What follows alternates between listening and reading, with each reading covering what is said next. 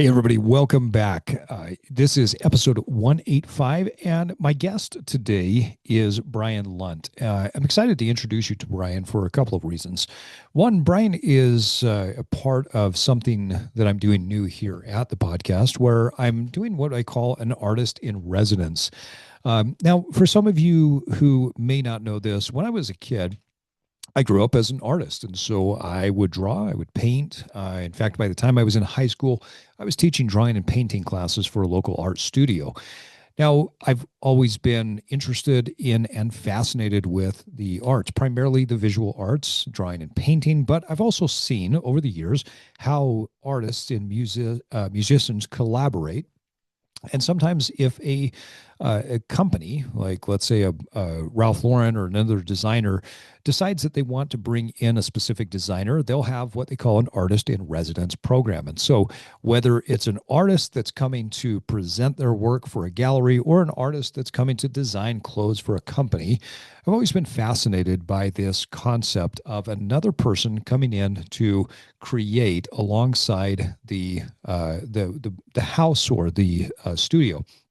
And Brian is the first of my artist in residence invitations that I've had. So Brian is a pharmacist, and I'm really excited for you guys to get to know him because we'll be doing a few episodes together as an artist in residence. Brian will be not only a guest on the podcast, but also co-hosting with me on future podcasts. With this background in pharmacy, Brian really brings a unique perspective. His overall mission and vision is to help people to reduce the number of medications that they are taking, which he says is quite shocking to his patients when he starts to have that conversation of, hey, I'm your pharmacist and I want you to take less medication. Focusing on partnering with the doctors and using behavioral and lifestyle interventions and changes, Brian is able to make these changes with all of his patients, from those that are in nursing homes and long-term care facilities, all the way to people who are just like you and I that are not living in that state. Now, what I'm excited about with this episode is Brian shares his unique perspective, not only as a pharmacist who is pushing this concept of reduction of medication, but also as a man who he's been a client of mine for the past, I don't know, almost year or so, and has made some pretty significant changes in his life with lifestyle intervention changes. And we talk a little bit about that towards the end of this episode. So in this episode, expect to learn and hear how certain lifestyle interventions are far more effective than what medications alone are, how you can start to have conversations with your healthcare professionals to discuss the length, the duration, and the efficacy of all interventions, whether it's medication or a lifestyle intervention, and how to make sure that that conversation is both collaborative but also clear and direct. I'm excited again for you to meet Brian Lunt, and without any further ado, let's jump into the episode. Well, Brian, thanks for coming in studio. Great to have you here today. Yeah, I mean, been talking about this for a while. It's exciting for me. First time doing anything like this. Just like to start with one of the best, you know. Yeah, well, I appreciate that. And you made the trek to get here. Yeah. I think out of any guests that I've had in studio, you've come one of the longest distances. So I do appreciate the travel and the time. One of the things I do when I have people in studio is I think about that person, and I want to make sure that they're comfortable, that they're set up, and not only do we have a conversation ahead of time where we sit either in my kitchen or my living room and we chat through this, but I want to make sure that I'm prepped before you come in. So typically what I do is I have a gift for my guests when they come in that I have sitting on the table, and you're now using that as a way to write on. That gift is, let me tell you a little bit about where the idea came from with this. If I remember right, you have a tradition that you've created in your household where if your kids are giving you a gift, it has to be something thrifted, right? Yeah. I love this thing, and we'll talk a little bit more about that in just a second. So, what you're holding right now is a book, Dante's Divine Comedy that I actually thrifted several years ago. This version was printed, I believe, in 1989. And one of the reasons why I thought this would be a great gift to give you is it's thrifted, right? So we're staying in line with what your family's tradition is. Two, um, I think you're a funny guy. And so, while Dante's Divine Comedy is not necessarily a comedy, there's a lot of Some times when you and I are some talking. people some people may think listening to me is like the seventh circle of hell. Yes, circle of hell. So Yeah. And so I thought, well, comedy, that's pretty kind of cool. But I also love how, when you read the Divine Comedy, if you don't know anything about it, which you're I have to thinking now. it's comedy. Well, no, it's Dante's version of, hey, this is what reality is, right? This is what life is, and this is what we experience from his point of view, and what hell looks like. And one of the things I love about your sense of humor is there's a lot of reality to it. Like you just have this way of packaging insights and perspectives that are both funny, but they're very real. So I thought, hey, I'm going to give you one of my older copies of Dante's Divine Comedy. So that's my Well, thank you for coming here. Hopefully, it can sit with the rest of your thrifted gifts. yes. Well, it won't fit very well next to the like third hand refixed teddy bear with three different shades of eye color on both sides, or half half used lotion bottles that you find in thrift stores. But this actually looks very pristine next to some of those other things. But yeah, I appreciate it. I wish you would have told me about that tradition. I'd have brought you something. Oh, no, no, no! This is my gift to you. Your gift to me is just you being here. I want our listeners to get to know you a little bit better. So tell why. Well, I guess tell what the thrifted rule is in the house and Yeah. why this is a thing. Because I absolutely love this when you told this to me. We made a rule. Well, I made a rule when it's my birthday or Christmas or whatever, that the only gifts that I will accept are gifts that they purchase at some sort of thrift store. You get to the point in life where you're like, if I need something, I just You're just gonna I go just get buy it. it. Yeah, yeah. I don't want a pair of socks that I didn't pick out, or, Right, or whatever. right.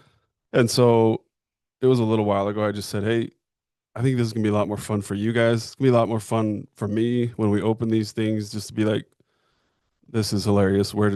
Who thought somebody would enjoy this? Yeah, You know? right. And so they actually went thrifting just last year before my birthday, and they were texting me the whole time. They're like, this is so much fun. Like we need to really plan a whole day for this instead of a couple of hours.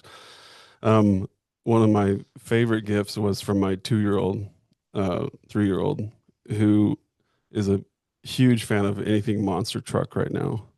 And so any gift you get from him, regardless of if it's a thrift store or whatever, is monster truck related. I love that. Somebody had dropped off a uh what are those, what they used to be like, Power Wheels. Remember those from Oh like the yeah, 90s? yeah. Like a Power Wheels But sized. you're gonna sit in. You're gonna drive. Yeah, he Yeah, can sit on it, but I can't. But it's a Power Wheels you sized might be able to. monster. Just may not do well afterwards. I could sit on it. It would not, the shock absorption wouldn't last. But Yeah, there you go. my it was like a remote controlled megalodon monster truck Okay. without the remote control. So it's just like this useless giant monster truck. So he's like, that's what he had to get for me. So my family couldn't even wrap it. So they're like, don't go in the mudroom, for until tomorrow.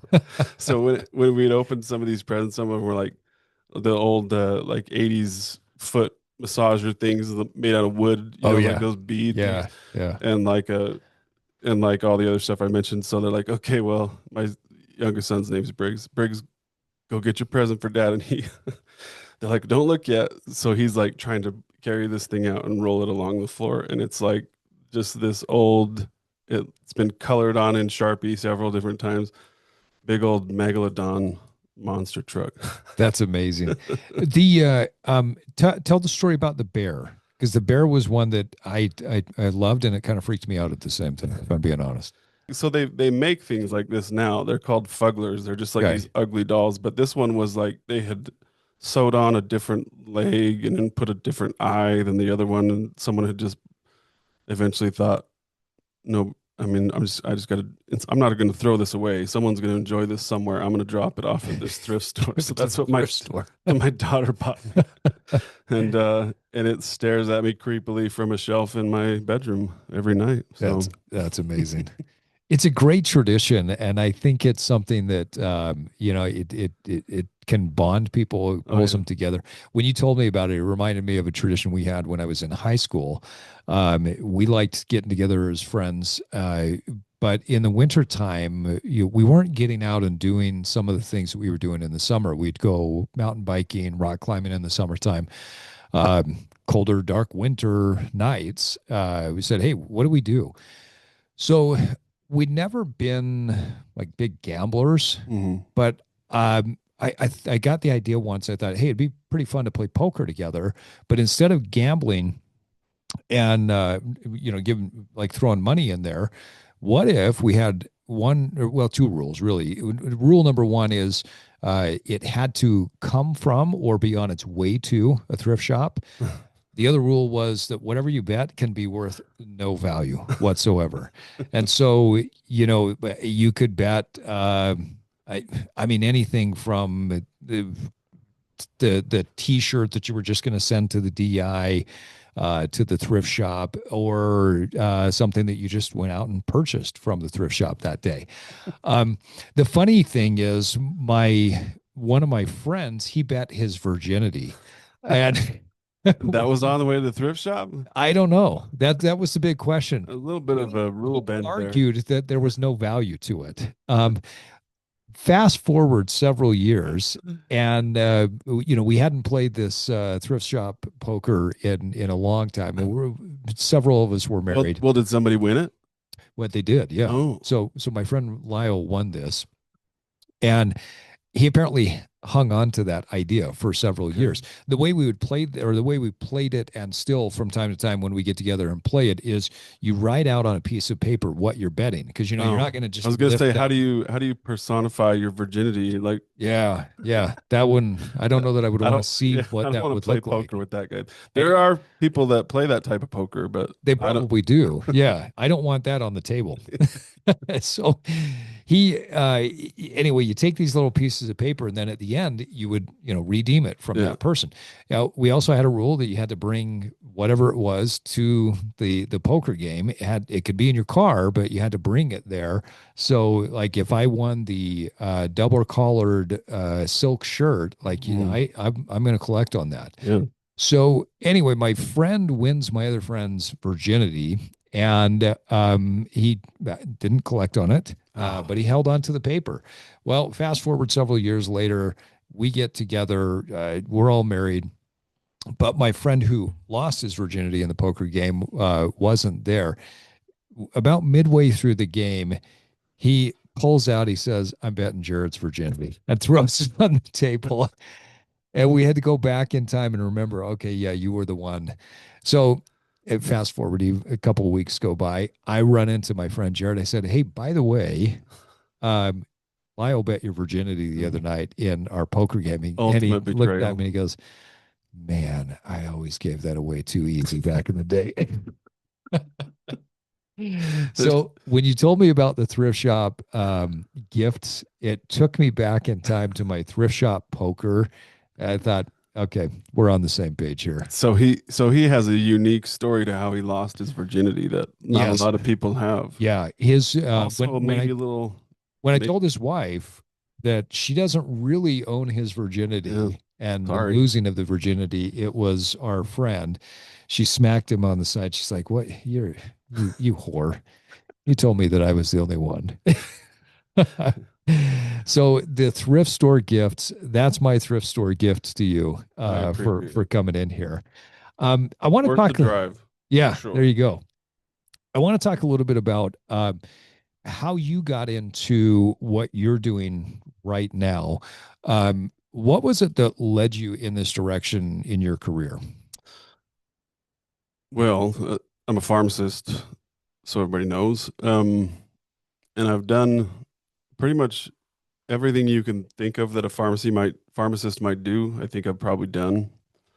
Um, I owned a pharmacy for a few years and was I found myself like when we take on a new facility with a long-term care pharmacy, we'd take on a new facility.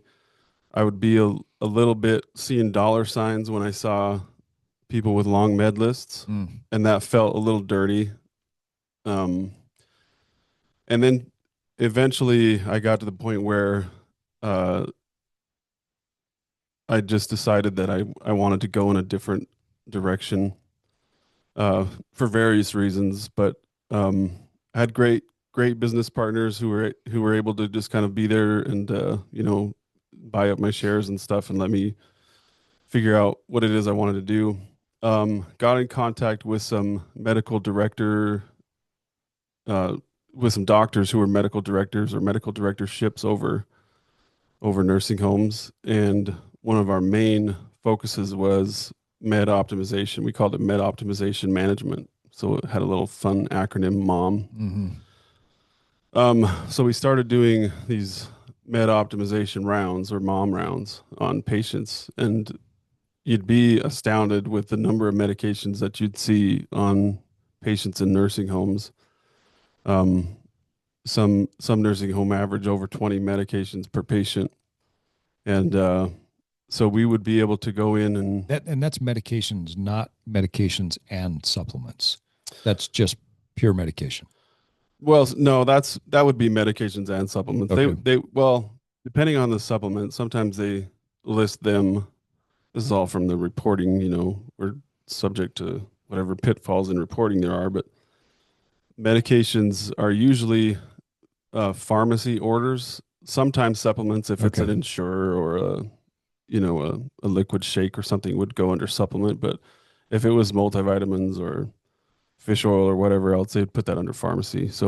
But up to 20 or more pills, Yeah, essentially. regardless of if there's supplements or not, supplements are bigger pills than everything else. And so Mm, there would be 20, I think I saw 60 some medications on a patient here locally. And wow. uh, we obviously see the sickest of patients in nursing homes. And so they're on 60 medications with deteriorating health. And, so as we got into the mom rounds and going and started seeing average numbers drop, and even anecdotally, like a patient who's on 20 medications, and you go in there and you say, "Hey, I'm a clinical pharmacist. I work with patients. We want to make sure we're optimizing your medications. We don't want you to have to take something if it's not beneficial, or on the flip side of that, if there's something that we need to go up on, we can do that too." They're always like, "Oh man, I take so many medications," and you go, "Okay, well let's work on that." So from an anecdotal standpoint, you can talk to this patient about how many pills they take, and after a couple months, we've cut that down by 5 or 6 different medications, and they're like, "Oh man, I feel like I'm hungry again in the morning for breakfast," or when I take my morning pills, I don't feel like I'm going to throw up or whatever. Um, and so that kind of spurred us on to kind of magnify these mom rounds. And so I started working with this group. They have come and gone, but we have been able to use this pursuit of med optimization in several other arenas just because we call it polypharmacy, patients on a lot of medications, Mm. polypharmacy. So been able to just kind of focus on this for the last 6 years, and just visiting people in their facilities, at their homes, over a phone call or whatever, and being able to really just drill down what it is we're doing with these medications and what we'd like to see instead.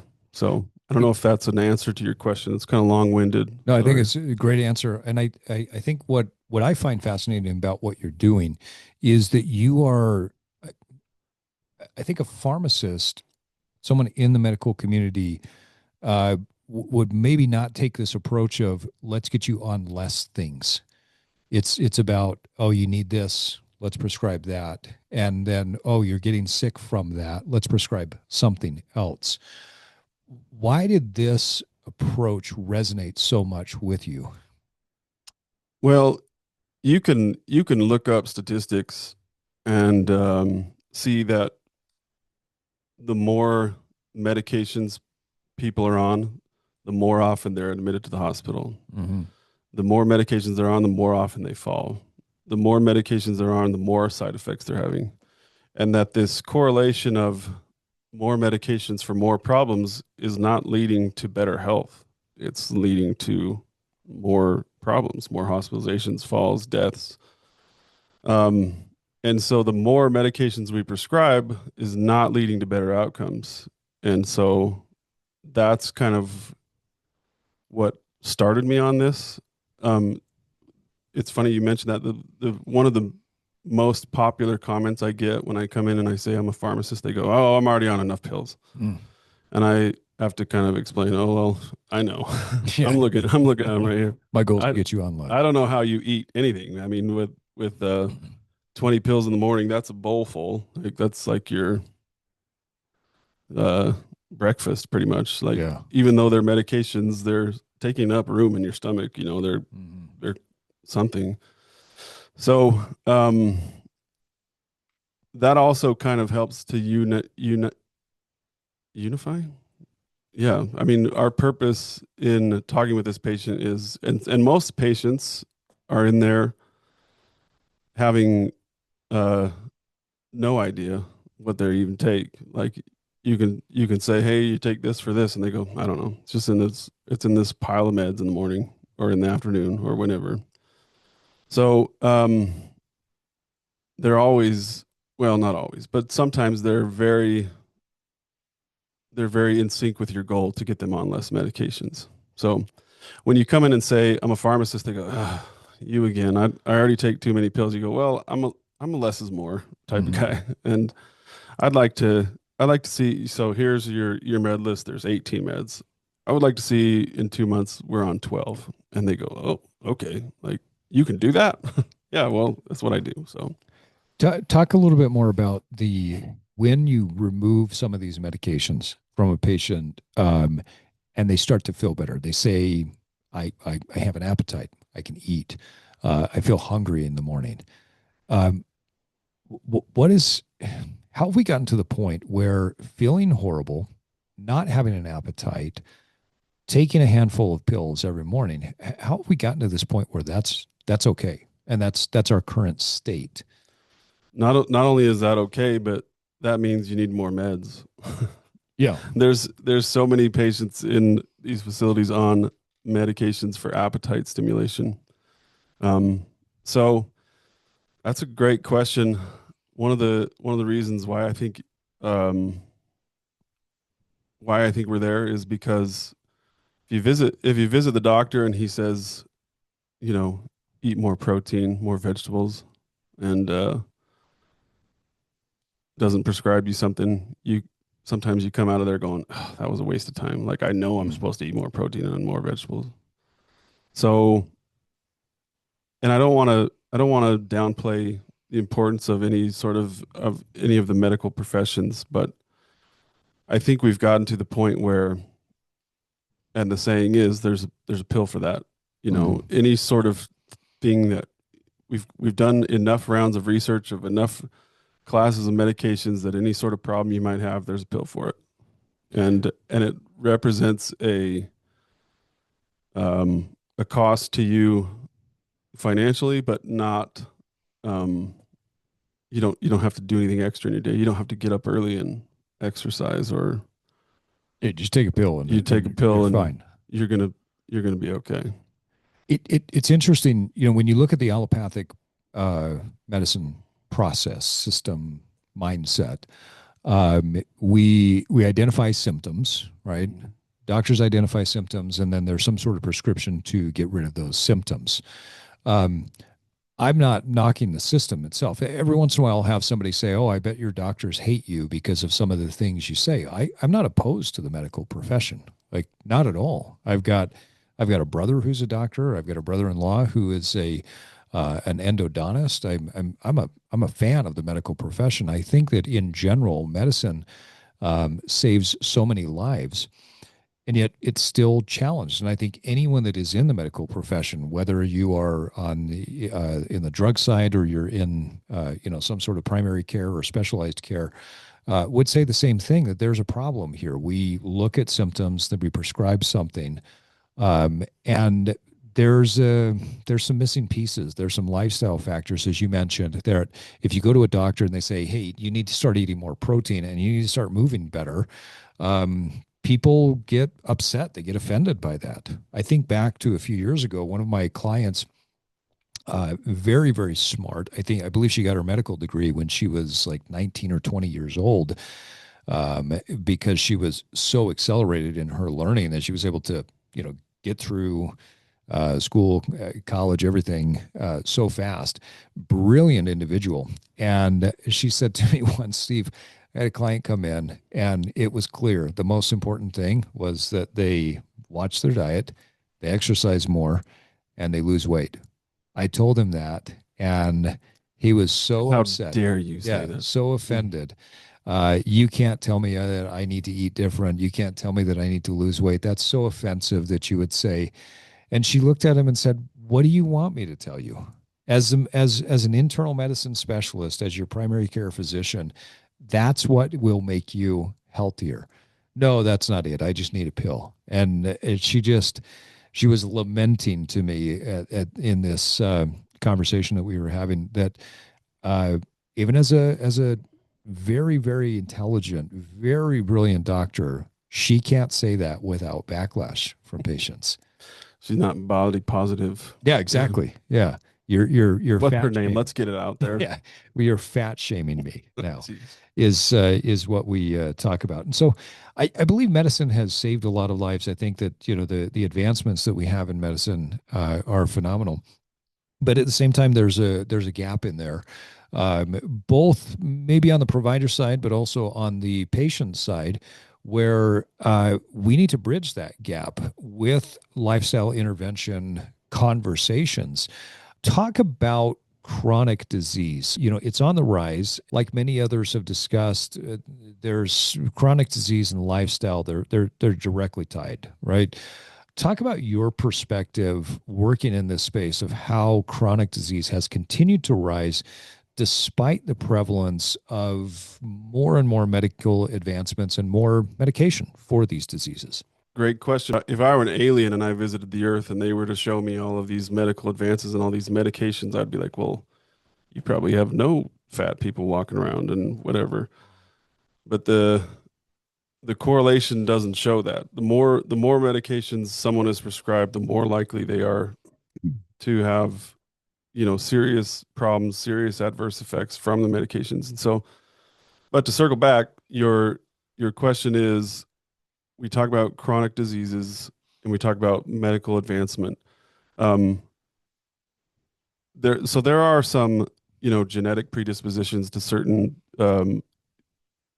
chronic diseases. You may be more likely to develop diabetes if your family and your grandparents and all those people had type 2 diabetes. You may be Correct. more likely to have high blood pressure if you're a certain race. Black people maybe have higher prevalence of hypertension Right. than others. And so, um, but if you look at every sort of chronic disease has a association, or the American Diabetes Association, the American Cardiatrics Association, Cardiatrics. I think I just made that word up. Cardiology Association. I The like cardiatrics. Yeah, We'll go it's with like that. Yeah. the little kid for the kids, Yeah. For the kiddies. because that's going to be a thing. Yeah. Cardiatrics. Cardiatrics. Um. So everybody has a guideline, and step one in all of the depression doesn't seem to be like uh as same as the treatment guideline as hypertension does or diabetes does. But step one in every one of these guidelines is consider therapeutic lifestyle changes. Mhm. And so that's, I guess, I mean, kudos to the people that develop the guidelines. It is, however, really easy in this day and age for somebody to come in with a high blood pressure, um, and you to say you need to eat less sodium, you need to eat more protein, get out there, walk a little bit, jog if you can. Yeah. Um, for the patient to go home and be like, well, I knew I need to do that. Why do I go see the doctor? So if the doctor doesn't do something like prescribe a medication, um, maybe they lose patients or they're seen kind of as a hack or something. So I'm not saying that happens, um, even though I am saying that happens. You Um, see it. yeah. Yeah, you see it every day. Um, so I'm trying to think of what the exact wording of your question was, but we talk about the chronic diseases. They are tied to lifestyle. That's what you said. They're tied Yeah. to lifestyle, Right. and that's irrefutable. There's you won't even if you're genetically predisposed to diabetes, if your lifestyle is terrible, your diabetes is going to be worse. I think we understand even more so nowadays with the rise of research with epigenetics that if you have a predisposition for your genes in your genes to be diabetic, for instance, um, then that doesn't mean that you're guaranteed to become diabetic. Mm-hmm. The epigenetics teaches us that that is exposed more based on lifestyle and nutrition factors. Hey guys, if you've been around for any period of time or you're hanging out with me on social media, you know that I am on a mission to try to see if I can run 50 miles in a grueling trail race before my 50th birthday. Now, the race is on March 28th. I turned 50 in May, and I wanted to know, could I compete in a grueling 50-mile trail race before my 50th birthday? Now, this is coming from a guy who was a sprinter when I was younger, and up until last year, probably only ran 9 miles one time, nothing more, and certainly a lot less. So, can I, as a sprinter and never distance runner, achieve my goal of hitting 50 miles before my 50th birthday? We'll see on March 28th. But one of the best things that I've done as I've prepped for this race is I've partnered with First Optimal to help me out with my peptide routine. Now, I started taking BPC 157 to help me in my recovery, and I can't say enough about it. First Optimal is a great company that I feel comfortable recommending to you. If you want to learn more about peptides or any type of hormone replacement therapy, go to becomeanevolvedman.com to learn more. I've got a good friend of mine. He's actually been on the podcast a couple of times. And so he's African American. He's a bodybuilder. He's extremely healthy, and he found somewhat early in his coaching career that a lot of the African American men that he was working with had certain medical challenges. And he said, what I noticed though, Steve, was that the if they were African American males that if we go back into the history and they came across the ocean on the slave ships, then they were predisposed to have certain conditions that Africans don't have. Mm. And he said he found through his research was that the conditions that happened during that time, if you were coming across the ocean, sometimes they were given salt water rather than real water, Right. and that it changed in many generations, still, several generations down the road, how the genes were expressing, and that the potential for certain health conditions were there, potentially because of this, rather than if you were to take another person that is, grew up in Africa today, they don't have those same dispositions. So, I thought that was fascinating. But we understand through studying epigenetics that it's not a stamp that you're damned to have whatever that is. Your lifestyle creates the expression of your genes. Mm-hmm. Am I understanding that correctly? Yeah, that's. I mean, if I mean, cancer is one of those things that's a high genetic component. Right. If it were that, oh, Grandpa had colorectal cancer, you know, sorry. Yeah. Yeah. There's that would kind of defeat this whole evolutionary type of theory. Is like, well, why can't we change that? You know, we were able to change melanin content in our skin based off of where we live in the world. Yeah. Why can't Yep. we change, a genetic predisposition for blood sugars, Yep. And the my point is you can, you know. Well, so I want to come back to something that you mentioned earlier when we were talking, and you referenced it just now of therapeutic lifestyle changes. Um, there's a difference between someone recommending a lifestyle change, but then having a therapeutic lifestyle change. I'm curious to get your perspective. What is the difference between I'm going to tell you to change your lifestyle versus I'm going to prescribe certain things within your lifestyle that create a dose response relationship here? Well, so I mean, I think what we need to talk about is how we communicate those lifestyle changes. But obviously, a therapeutic lifestyle change is different than a life. Like if I stop working out and lay down for 12 hours a day Mm-hmm. plus sleep for 12 hours a day, that's a lifestyle change. Right. That's not therapeutic. But the therapeutic lifestyle changes we're talking about are are things that have shown, not just since we've been developing and prescribing drugs for the past 100 years, but for hundreds of years before that, to provide benefits to our health. Um, and for some reason, we're getting to the point where we think, oh, there's this new injection for weight loss. I just want to do that instead Yeah. of work out. Right. Is that kind of what you're? Yeah, and I think that so.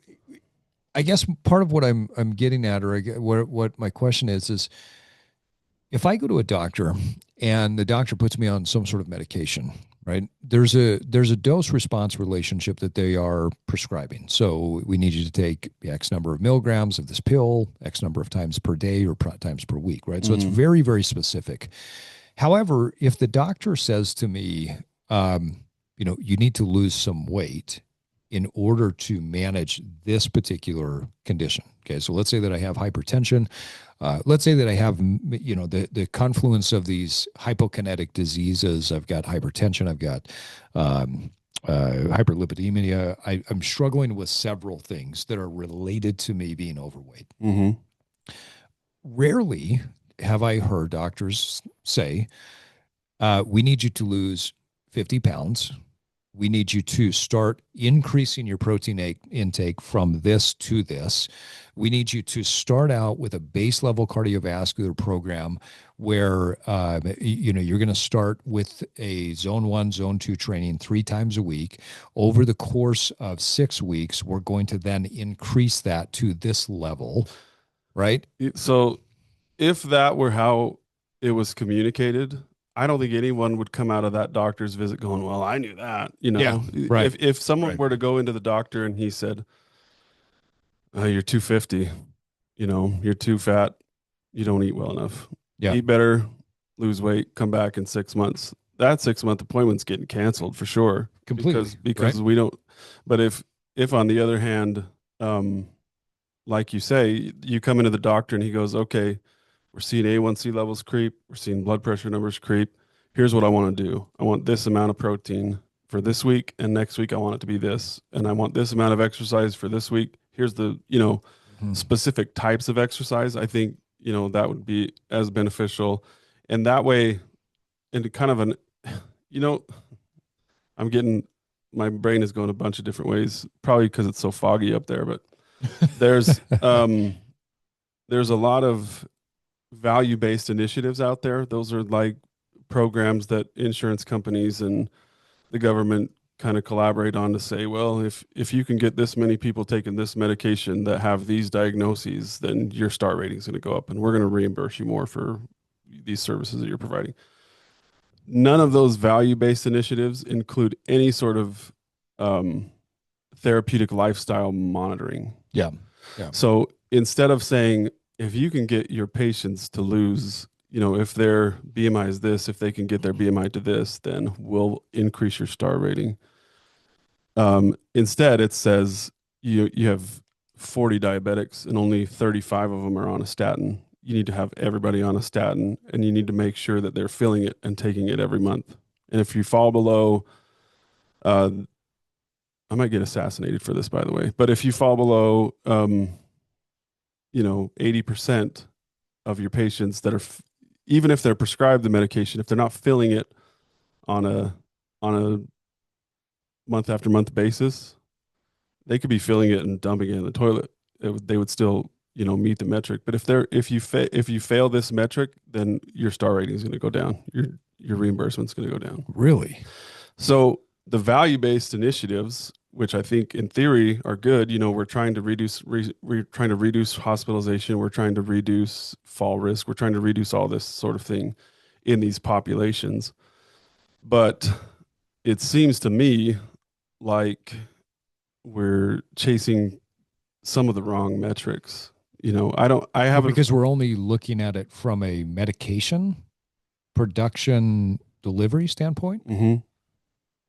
Interesting. There are inside these initiatives med adherence things. If you're on a ACE inhibitor, if you're on a statin, if you're on metformin and whatever else. And so instead of, losing weight, exercising, trying to get off of these, in fact, if you get off, this is another silly thing. If you get off of, say, one of them is called a medication for blood pressure called lisinopril. That's part of some of these value-based initiatives. If you get off your lisinopril, say in June, because you've lost weight or because your blood pressure numbers are good, they don't have any idea what your weight is and what your blood pressure is in this level of things. But you're going to fail that measure for that patient. Hey guys, as you know, if you've taken the nutrition archetype quiz before, your way of eating is different than another person's way of eating. And the way that you change how you improve your lifestyle is going to be relevant to what your archetype is. Now, your nutrition archetype is something that we understand based on the way that your psychology, your social structure, and your emotional makeup are.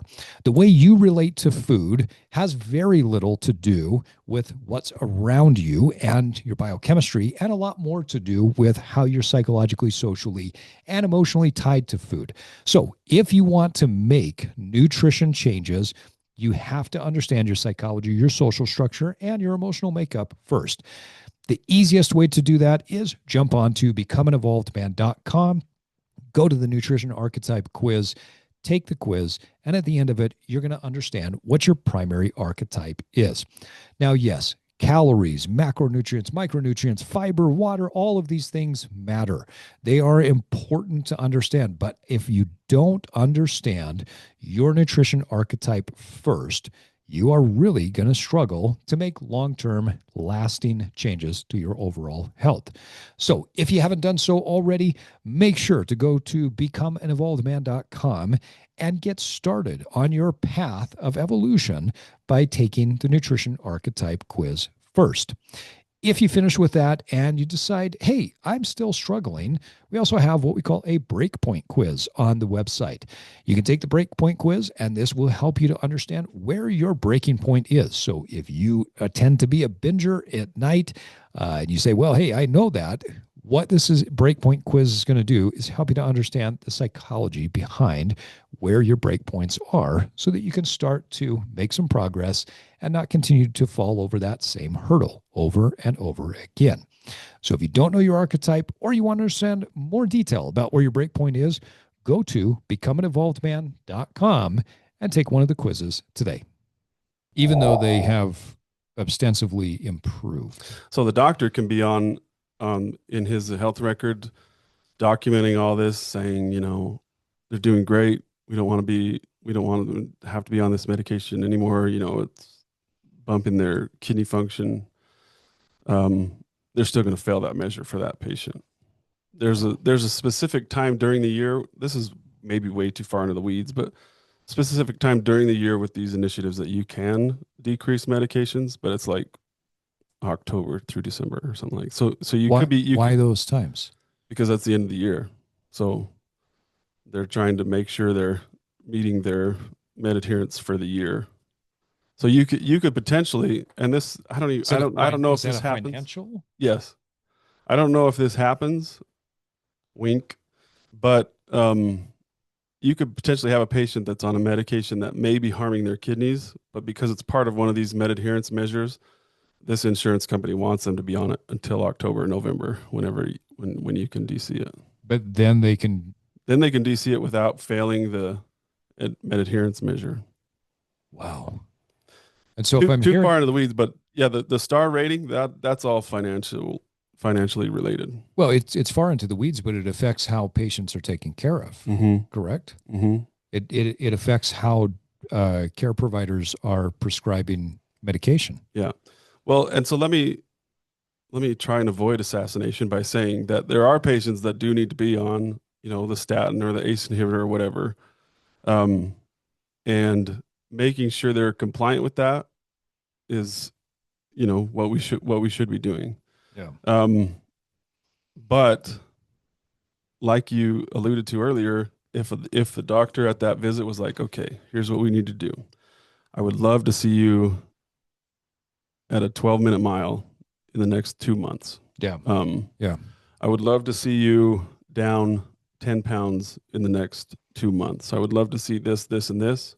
And then be like, okay, we're at the point where your blood pressure numbers have dropped significantly because of your therapeutic lifestyle changes, which happens. All these numbers drop with exercise, proper diet. Mm-hmm. Like these are the things I was saying earlier. We knew this hundreds and hundreds of years ago. Yeah. Yeah. Um, A1C drops, cholesterol drops, blood pressure drops, pain levels in your knees, all that, everything drops. Um, and being able to document that in your EHR is one thing, but these financial benefits, and this is not for all doctors everywhere, but they exist for some of these insurance programs. Are there programs? Are there incentives that are put out there to help people to actually get healthy with these with therapeutic lifestyle change? I I think they're out there. I think a lot of insurance companies, especially with a younger population, they do have benefits that pay for gym memberships. They have benefits that Sure. measure you know BMI or something like that. Um, but as far as like a financial, you could call that a financial benefit, I guess. You're paying for your gym membership, but if you're a doctor who's taking care of this population and their BMIs are all dropping, the doctor doesn't get a financial benefit for decreasing patients' BMIs. Yeah. He gets, he doesn't even. I think there's this misconception that doctors get all this benefit for passing out meds. I don't think they. I don't think that's true. I don't gather that they do. Talking to the doctors that I know, Mm-hmm. um, I think it's just part of the system, but I Yeah. don't know that they necessarily are like they're not going to walk home with several hundreds of thousands of dollars more because they prescribed more money. Yeah. Are there fringe benefits to that? Potentially. I mean, I Mm-hmm. think that's something that's been hotly debated over the years. Yeah. And maybe I don't know that it's a dirty little secret, but I think it's might be something that's there. Yeah. So I guess I'm not trying to alienate doctors because I don't think that at the end of the month every script gets counted and the insurance sends them a check. No, I no, think I think that the insurance companies are, between them and Medicare, Medicaid, and all that sort of stuff. There's a whole bunch of stuff that goes on, that there is some financial benefit for the med adherence, for the certain metrics that are there. And I'm not saying that those are bad metrics. I'm just saying that they're not complete yeah, metrics. and I think that's fair. And I'm with you. I think I've never met a doctor that I look at and think that's a person that is just in it for the money. They don't have morals, values. They're not there to help heal people. Like I've I've met some of those never. guys. What's that? I've met some of those guys. Yeah, you may have. I haven't met any of them. They probably exist just like people exist like that in any business, any industry. Um, but it seems like our system is set up to consistently push uh, this really lack of health. I think we were discussing earlier. One of the things that has shocked me as the government's guidelines for nutrition have come out is as I've looked on social media, I've looked at primarily large media, so Hmm. larger entities, news organizations, and the way they've been attacking the HHS and Secretary Kennedy and saying this is horrible. These are bad recommendations, and they'll pick one thing and then they just ride that horse to all the way to the seventh level of hell. And it's clear to me that they haven't even read the Hmm. paper. Like they've looked at the picture and then they've picked a point that they're going to argue with. Well, they're telling you to eat more butter and tallow. That's horrible. And here's why it's horrible. Uh, let's look at the context of Hmm. what they're recommending. They're saying that butter and tallow are not horrible, right? That they have some fat soluble vitamins to them and that they can be a part of your overall diet. Hmm. But they're also recommending, in line with all of the other science, that your total saturated fat intake should still be about 10%. We got a lot of research that shows that that's still pretty healthy. And as I read through it, I think as I mentioned to you before, I'd say about 98, 99% of what I read in there to me lined up with what the scientific research showed. The only thing that may not be just fully in line with science is the recommendation of limiting the artificial sweeteners. But I'll be honest, as a coach, I still recommend that people don't do a lot of artificial sweeteners because, not because I think that they're harmful per se to your overall health, but I think it harms your ability to taste the flavor of real food. Now, the big push behind this new government recommendation is eat whole foods.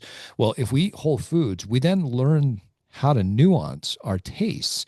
Most people's taste buds nowadays are awful. They Hmm. they know high sugar, high fat, high salt, and they can't pick up on notes and flavors and nuance from great tasting food because if I'm constantly shoving potato chips and that burrito from the gas station in my mouth, I don't my palate's changed. Yeah. So I actually recommend clients don't over index on these artificial sweeteners. So I look at it and I think, okay, so the government has put this recommendation out there. Um, but in major news outlets, they're fighting against it. They're saying this is unscientific. This doesn't line. No, it's like go through the details. It lines up with the science if you read all of the paper. Well, why would they be against that? Because if people start eating whole foods, they actually followed through on this, so many things change. You start eating whole foods and you get regular, consistent fiber intake, you're not going to be on GI medications for a long time. You start eating more protein, you're going to develop muscle. You are going to be more metabolically active. There are so many downstream effects of following those lifestyle changes.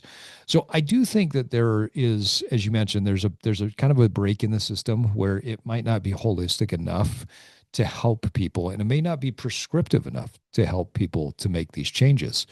Now, one of the great things about where we're at today. I mean, you and I are talking on a podcast right now, and there's social media. There's this democratization of information, and so I think that for the consumer and for the an individual, they can take better control of their health if they choose to. And so I think that's where something like this comes into play, where someone can say, "Hey, you know what? I don't want to be on 20 different medications. I'm going to become empowered and educated And I'm going to have intelligent conversation with my doctor. I'm going to include the lifestyle conversation. I'm going to include all these other pieces, but I'm going to be empowered to have those conversations. How do you recommend your patients do that? When you start out and you say, hey, we're going to go through a mom and we're going to start to look at how we reduce your medications. What is that? Where's the starting point for the patient? You mean in their communication with their doctor after we talk, Yeah. or Yeah. okay? Yeah, I mean, I think it's important to be able to just cite actual, you know, evidence or sources. Like, hey, this pharmacist guy, crazy as he may be, tells me that I can, decrease my A1C by 2% or more with therapeutic lifestyle changes and potentially not have to take this metformin. Instead of saying, hey, the pharmacist told me that you went straight to meds and you shouldn't have, type of conversation. So just making sure that the communication is as open as possible to say, hey, here's what happened. We had this conversation and he said there may be benefit to this, instead of just jumping straight to you did something wrong. Um, I don't know if you know this about doctors, but some of them have a little bit of an ego. One or two. Yeah. And so coming in there and saying, hey, this was wrong, I shouldn't have done this, is going to make them not want to maybe listen to the recommendation. But So start the conversation in a collaborative way. yeah, Start it in a way where you're saying, "Hey, there's a potential." Because so the promise of, let's say, a metformin. I think you were telling me earlier, there's a potential reduction of A1C of up to what, 1 to 1.5%, yeah, and then but with lifestyle changes, it could be 2% or more. mm-hmm, Okay, so starting a conversation where it's collaborative, but it's also evidence based to say, hey, it looks like based on what the pharmacist is telling me, I could get an even better result than the high result of going on metformin. Let's talk. mm-hmm, So it sounds like that's yeah, the entry point. and not like, hey, I want to stop metformin because of this. Yeah, right. I would love to see if I could take less medications, doc, and doc would say, I would also love to see if you could take less medication. Yeah, Less medications for a patient means less orders from a doctor. Doctors yeah, do not love doing this all yeah, day long. yeah. They don't want to keep writing the Yeah, scripts. and so Yeah, if you're on metformin, well, we got to check an A1C 6, 12 months. We got to check BMP. We got to check your kidneys and your liver, and we got to do all this stuff at least once a year.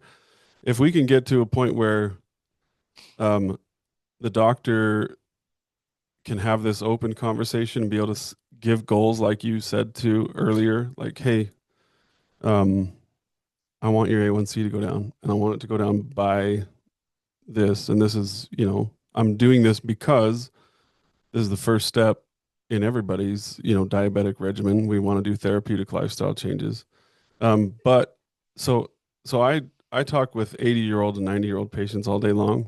For them, it's maybe less of a, in 10 years, hopefully we can have you off of metformin, and more of a, hey, let's reduce the amount of side effects that you're having on a day-to-day basis, because, there's a risk to each of these. I mean, the benefit at this point, maybe, I don't know, if we're taking a statin and you're 80 years old, is it likely that stopping it today will decrease your risk of heart attack in another 10 years? Maybe. Are we going to be around in 10 years anyway? Probably not. yeah, right. So this conversation is important to have, when you first start having all of these, creeps in A1C, weight is going up, blood pressure numbers are going up.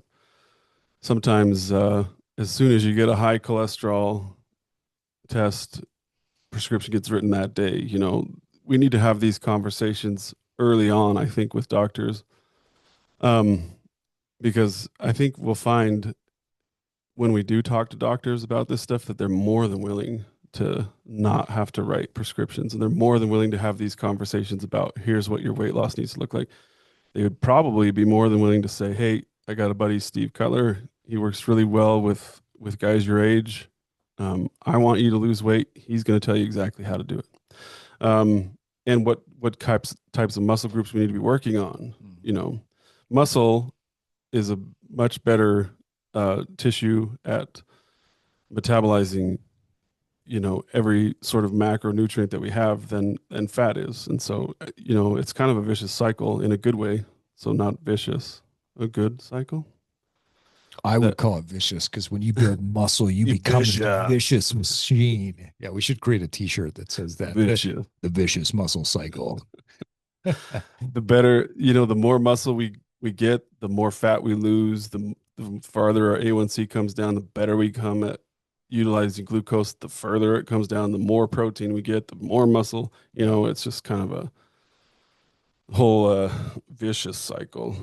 I just wrote vicious down. I've always called it the compounding effect. When you start something, like let's say that you start a strength training program, we start you on a mild cardiovascular program, and we start making some dietary modifications.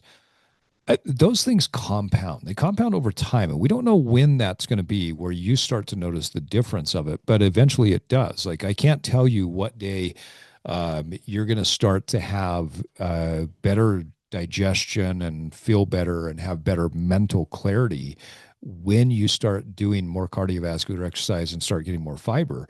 But I do know what's going to happen. It's not a if, it's a when. It may be 6 months from now, it may be 9 months from now, but one day you're going to wake up. Like I had a client recently, for instance, that we were doing a recap of the last year of his training. And he said, I went back through because he knew that we were going to look at some of these metrics. And on our coaching calls, I start out and I say, okay, tell me what the wins of the week are. And so then I document those wins in a document. And what he did is he went back to that document and he started looking at everything just kind of as a journal. He took that, put it in his own journal. And he said, what it dawned on me, Steve, is I no longer worry about travel. I no longer worry about going to a restaurant with friends or family or anybody else and then thinking to myself, okay, have I clocked where the closest bathroom is? He goes, that was my lifestyle. He goes, wherever I was thinking to myself, okay, it's going to take this amount of time to park my car to get into the airport to check in for my flight. I'm X number of steps away from the bathroom, but I know I can't get up and go use the restroom during takeoff. And then when we land, where are we going? And so literally, this was the lifestyle of if I eat something, oh my gosh, I'm going to have to run to the What bathroom, right? a potential benefit that you're not mentioning is how good the stories are, Yes. because poop stories are always funny. I've got a great one. I'll have to tell you that after the podcast, where that happened to me on a flight. It was like, oh, I ate the wrong thing. But I have a brother who has it's the it's the crowning poop story of everybody. I'll see if I yeah, I'll have to tell you about some of crowning. the ooh, there you go. Some of the stories that my brothers and I go back and forth on, and I don't show the text stream between the three of us to anybody, but it would make most people quite upset. Yeah. So this client went from having that as an ongoing thing, going on a trip with friends and just constantly thinking, okay, when are we going to stop at the gas station? Because I got to go to the bathroom. I'm not going to eat anything because as soon as I eat anything, I've got to go. And he says, you know what? I don't do that anymore. He goes, my gut health is so good. I'm so stable that I don't think about that. I've got clarity in the mornings. I can eat my lunch and then not feel like I have to fall asleep at 2 o'clock during the meeting, even Mm. if it's a boring meeting. And that change is a compounding effect of lifestyle habits, right? We don't know when they're going to happen. We just know that they will.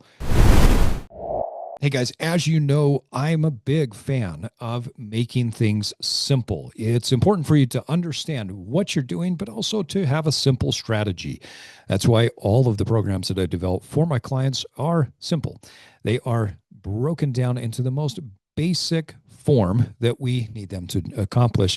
And I'm a big fan of simplicity when it comes to your nutrition. Now, nutrition can be very complicated. But one of the ways that you can make it easier is by utilizing a meal service like 1% Fitness. Now, I've partnered with 1% Fitness to get you the best deal possible so that if you want to get great results and not overthink your nutrition, you can jump onto 1%fitness.com, use the code EVOLVE, and from there, you're going to get a great deal on great tasting food. Now, I've been to this facility, I've toured around, and I see the quality that 1% Fitness puts into the overall production of the food. I've eaten the meals, they are phenomenal. They taste great and they hit your macronutrient profiles.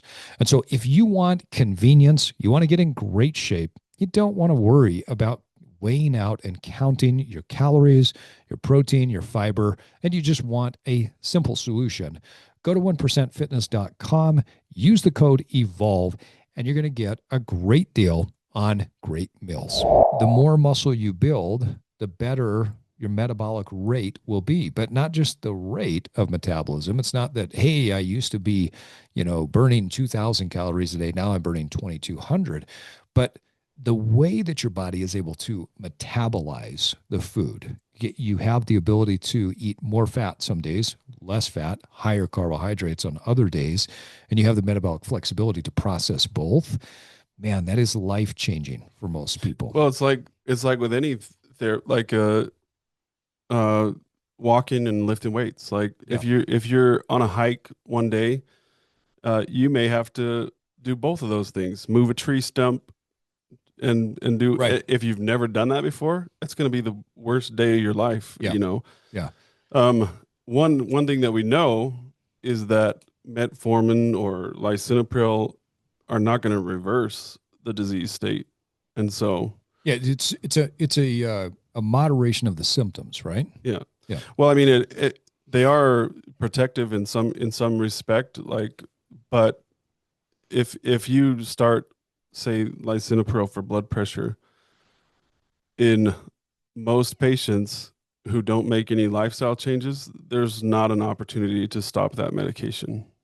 There, the disease process is going to continue and get worse and worse. Same with metformin.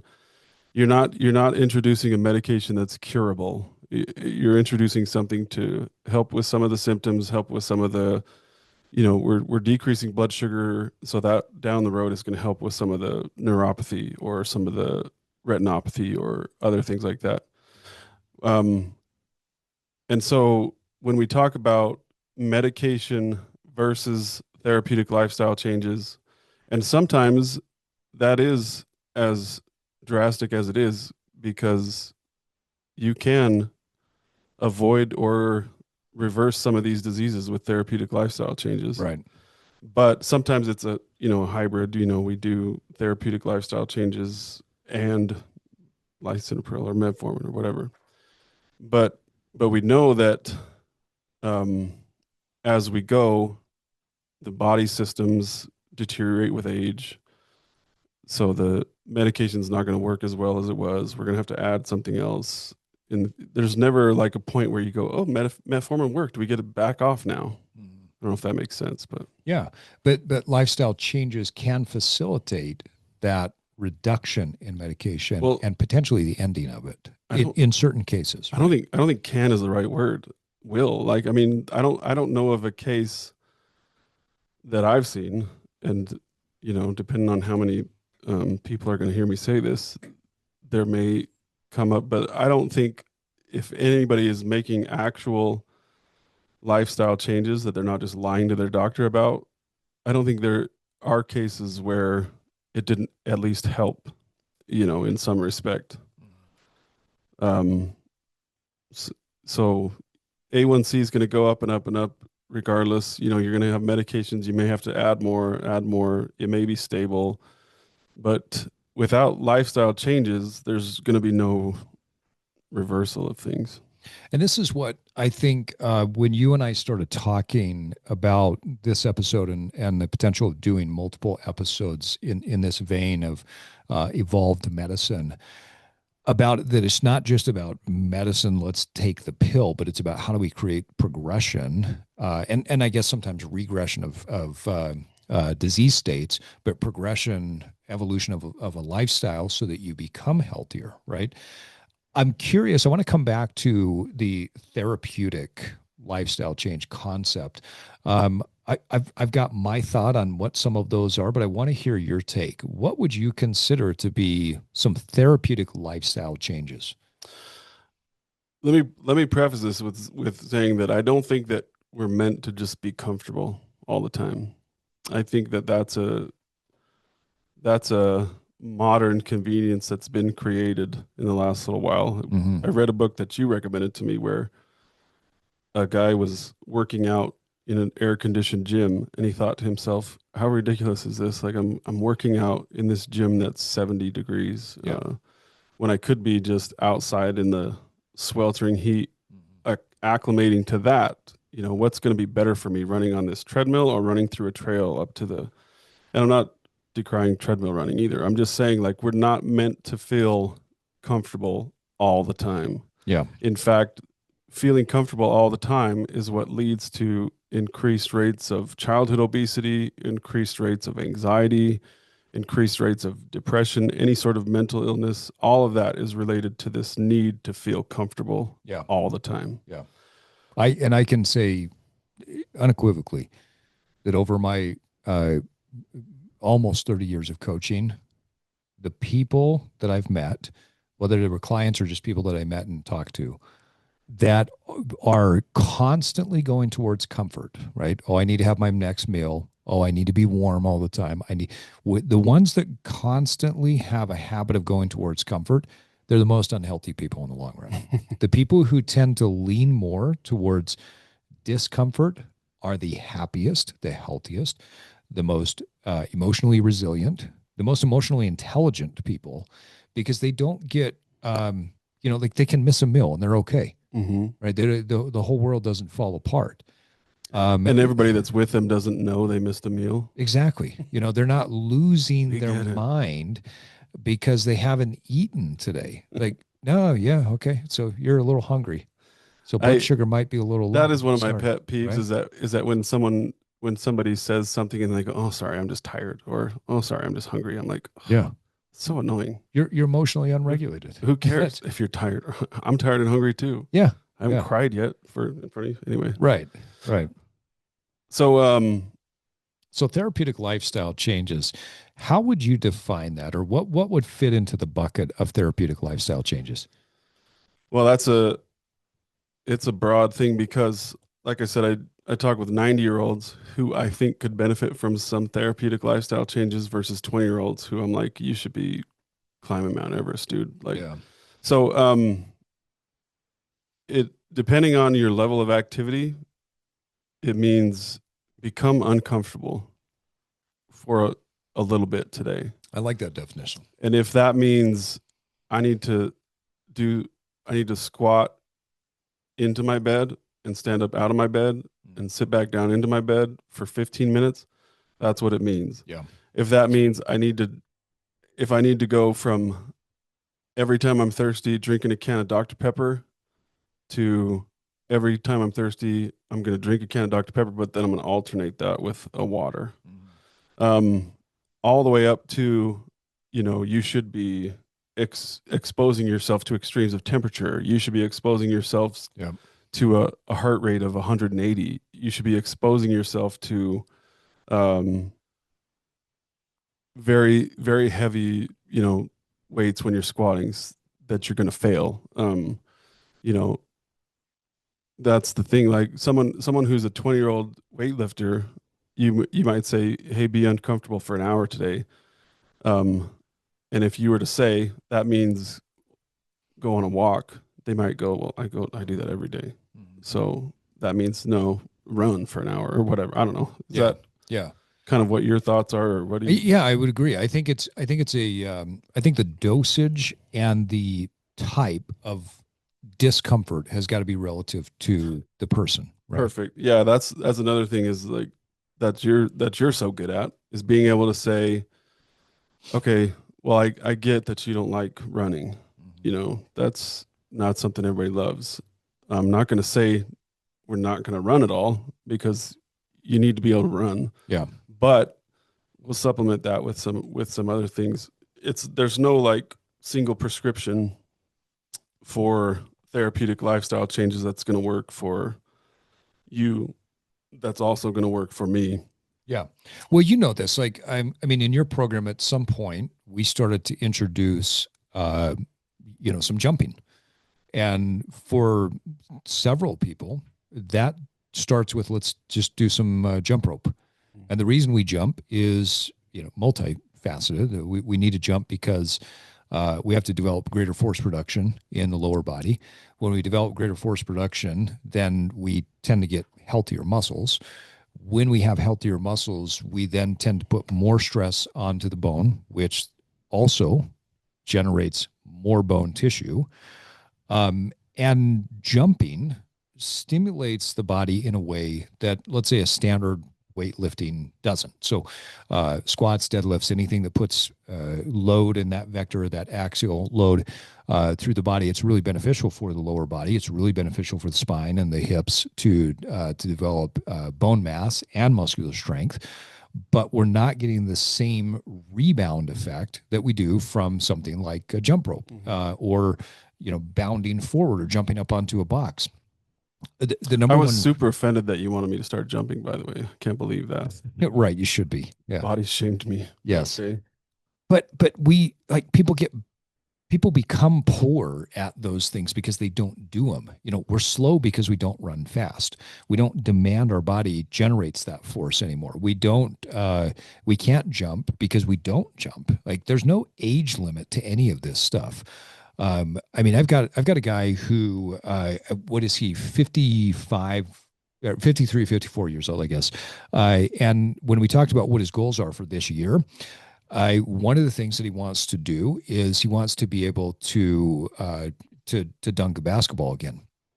He hasn't been able to do that for several years, but he says, "What do you think? Can I do that?" Absolutely. He goes, "But I'm this age." I said, "Your body does not know age. What your body knows is the training effect. It knows that if we put certain parameters in and we successively improve your ability to hit those parameters, you will eventually be able to dunk the basketball. You've been able to do it before. You have the height. Now, for me to be able to dunk a basketball, I think that's pretty questionable.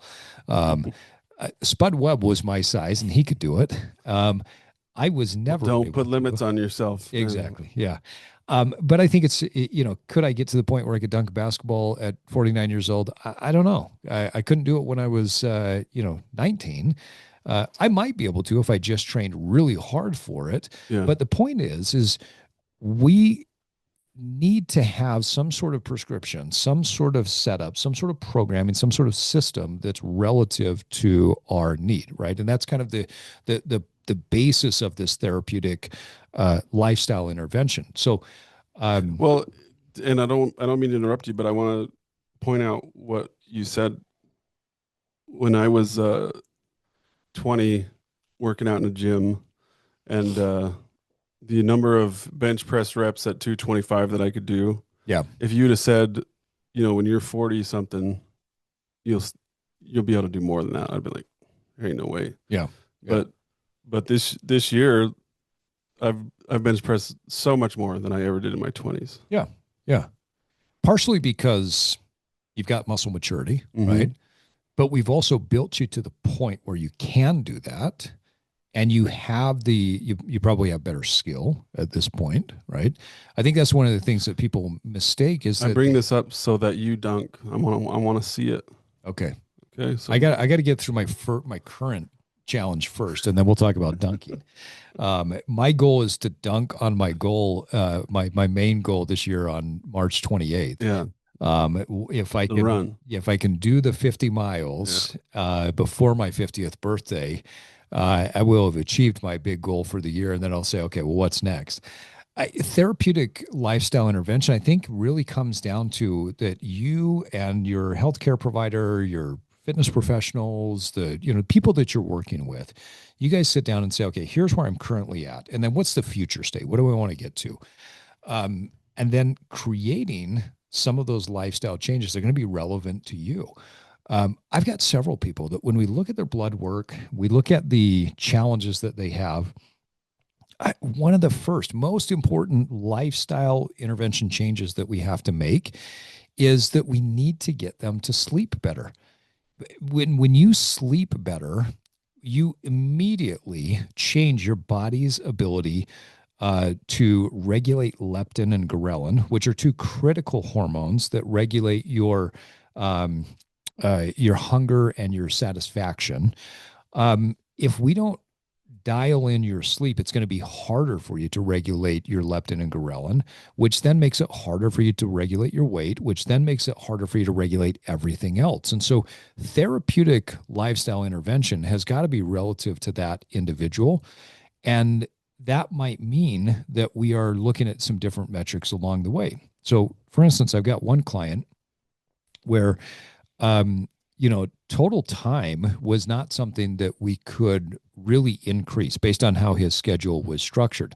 But what we could do was dive deeper into his ability to get into deep sleep and then stay in that deep sleep or that REM sleep for longer.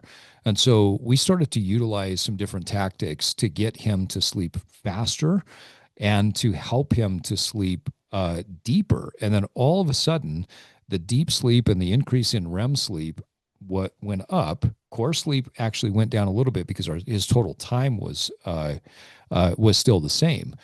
But now all of a sudden he's recovering better. Mm. Blood sugar's better. Inflammation markers have gone down. And we're measuring these things, right? We're not just saying that they are, we're measuring these things through blood work. And we're saying, okay, we now, based on what we've done for your lifestyle, you're in a better place. Well, that's a great segue into what I kind of was trying to. I was trying to look up something right now that I had researched because if we are just talking about these things as therapeutic lifestyle changes, then there's no research to back up what we're saying. We're just another YouTube video that's Right. that's Right. like, hey, start doing, I don't know, whatever per day. But in reality, several studies um, are able to show the effect of all of these therapeutic life when done correctly and when done um, not I don't know the word I'm looking for is religiously or on a normal basis over years, you know, people with an A1C that's pre-diabetes or diabetes, Mm-hmm. you can go from 7 to 5 with therapeutic lifestyle changes. Yeah. I don't think there's anything out there that can sort of refute that. And obviously, there are the genetic things that we talked about. People may be different in how that goes, but the reason why I think I'm harping on this to a lot of my patients and clients is that something we discussed earlier and what you alluded to with the new dietary the new nutrition requirements is that this is there and it's known and it works, but we still don't do it. And Mm-hmm. why is it that we don't do it? Yeah. Um, if you are some major news outlet who gets money from some major pharma company, that pharma company has this new injection that loses weight. Um, there, it wouldn't make sense for them to promote therapeutic lifestyle changes, that are going to potentially cut into the sales of their product because Of the weight loss drug. from a Right. from a cost perspective, how much does it cost to eat better? In your expert opinion, you've done a lot of research into nutrition, to eat better and to do pull-ups and push-ups and sit-ups and walking or jogging. How Yeah, I much? mean you'll save money. That's the reality of it. People talk all the time about it's more expensive to eat healthy. It's absolutely not. Like I've actually done this where I've taken um, someone's diet, broke it down to cost, like what's the total cost that it takes for you to eat this, and then here's what we want to shift you to. You'll save money Mm-hmm. if you eat healthy, both in the short term and in the long term. You're gonna be uncomfortable for a little bit. Mhm. I know when you and I first started talking long ago, um, I was like, and these are some of the things that I miss. Yeah. Yeah. But uh, the mindset has to be one of same with exercising. Like I would love to sleep in every morning and not work out. Mhm. Um, and I can if I want to. Um, what's the effect of that? You know, it has to be that same sort of mindset as diet and working out. Like I can't just expect to stay static if to be in like a homeostatic area of health if I'm not willing to be uncomfortable. And the cost effect too, I think, is something that I want to make sure we highlight because this is something that you brought up when we first started talking about this episode. You know, the cost of, let's say, doing a GLP-1 inhibitor drug. What's the monthly cost of that for most people? What's average? So cash price on like those brand name, you know, Ozempic, Manjaro, Ozempic, yeah, like $1,400 per okay, month. And that's a once weekly injection. There's people that like compound it and do different things. It's still hundreds of dollars a month to do yeah, it that way. yeah. Versus, and plus, I guess maybe this is the wrong time to talk about this. Maybe we should talk about this during our diabetes episode. Mm. but, but, weight loss without cardiovascular work or strength training, um, is something that I think is sort of yet to be set in stone as to how beneficial that is for you, actually. Yeah, well, I can't remember what the exact statistic is. I'm going to have to look this up, but I believe that the statistic sits above 70%, and I might even be um, generous with that. I believe it might even be closer to the 90% of people that lose weight through just dietary restriction alone, which we would consider a GLP-1 a dietary restriction. Because yes, there's a couple of mechanisms in there that are helping people to lose weight, but by and large, what's happening is it's changing. You get sick every time you eat. Yeah, it's Yeah. so you eat less, Hmm. right? And we know that the main mechanism there is a reduction in calories, and so we would consider this to be a dietary restriction. So if you're doing dietary restriction, I believe it's at minimum 70% rebound, gain the same weight back, if not more. Well, and gain the same weight back without having gained any muscle. Correct. Yeah. So if you actually do the math, and this is what's scary if you look inside the body, what's happening. So there were some early reports coming back from people who were going on what I believe at the time were considered regular doses of a GLP-1 inhibitor. And they were losing as much as 50% of their weight loss from lean tissue. Now, lean tissue could mean that maybe they've lost some water, but by and large, what we look at when we talk about body composition, lean tissue is muscle and it's bone. And so if you're losing, let's say, even 3 pounds out of 10 from lean tissue, you've now lost 3 pounds of lean tissue that by and large is more metabolically active than the fat tissue that you were losing before. Fat has a metabolism to it, muscle has a metabolism to it. It's just that muscle's metabolism is the metabolic rate of muscle is much higher than what fat metabolism is. So let's say that you lose 3 pounds of lean tissue, we'll call it muscle, but you've lost a total of 10 pounds. Well, what happens is your weight over time goes back up another 10 pounds. So you're not just gaining back the 7 pounds of fat that you lost, you're gaining 10 pounds of fat that you lost, or, some that you lost and then you added on.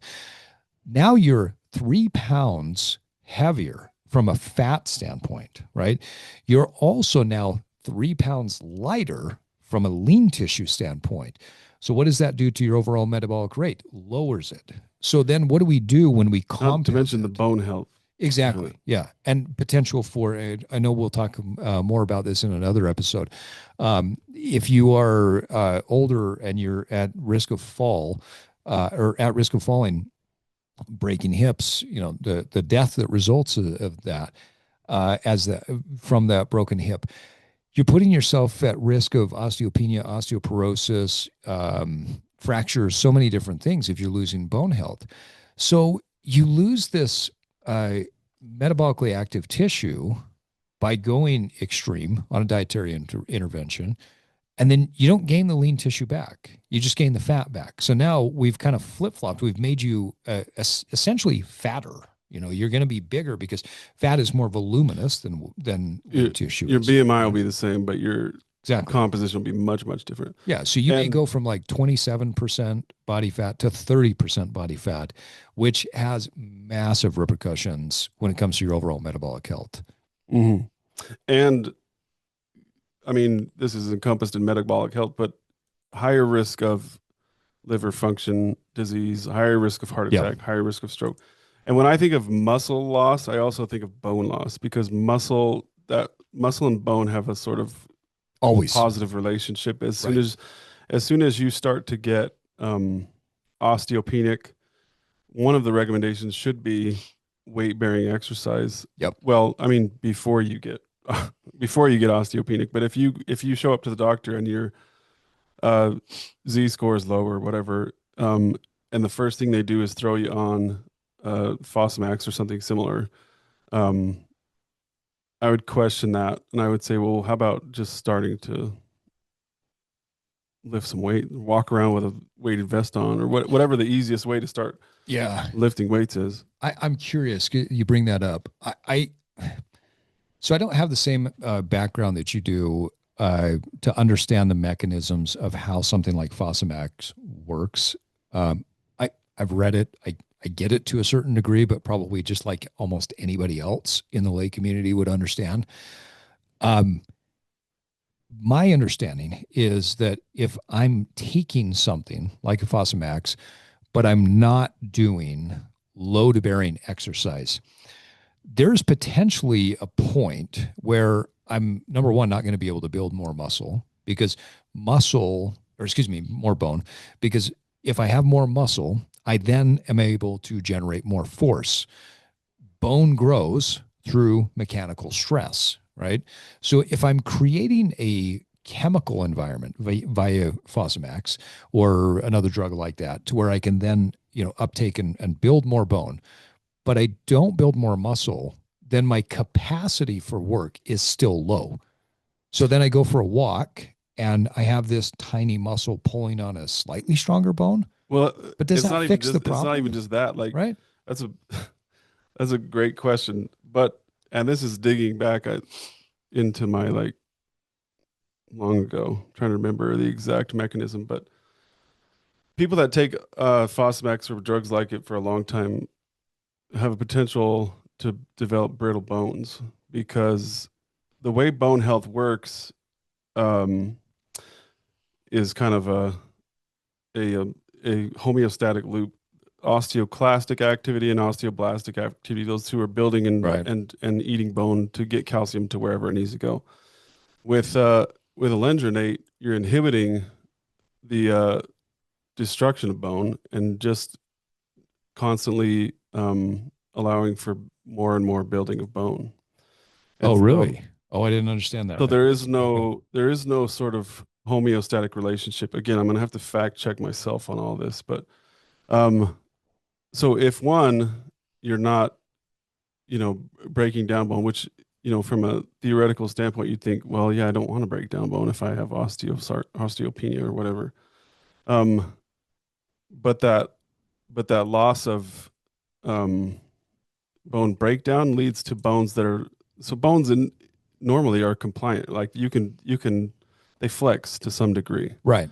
Right. Um, if they are, what's a good analogy? Like Like a bow, yeah, bow like and arrow, right? yeah, so like a bow, but if you replace the wood in your bow with just a dry piece of a hardwood like oak or something like Yeah. that. As soon Yeah. as you pull back on that string, is that bow may bend a little bit, but it's going to snap Yeah. So you're going to instead start to of get some recoil. fissures in there, some breaks. Yeah, Right. there's going to be no recoil, and the activities of daily living in a normal person create, stresses in the bone, and if there's no recoil or compliance in that bone at all, you tend to develop fractures a lot more easily, despite having Interesting. harder bones.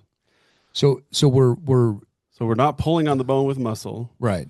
We're building more bone with Fosamax or something like it. It's just creating a nasty recipe. It So feels we're like. so we're building essentially a really tight knit, very compact foundation But then as we push on that foundation, we then start to get more cracks. And we're not trying to create a tight knit concrete foundation. We're trying to create a foundation that has flexibility to Mm-hmm. it as well. Mm-hmm. That's fascinating. I I hope I hope that's right. Maybe some of the internet people will let me know that's Yeah, wrong. and people can always correct us and send stuff in. We love to have those conversations. I just I can talk from my own experience. I've seen people in their I've coached people in their 60s, 70s, and 80s.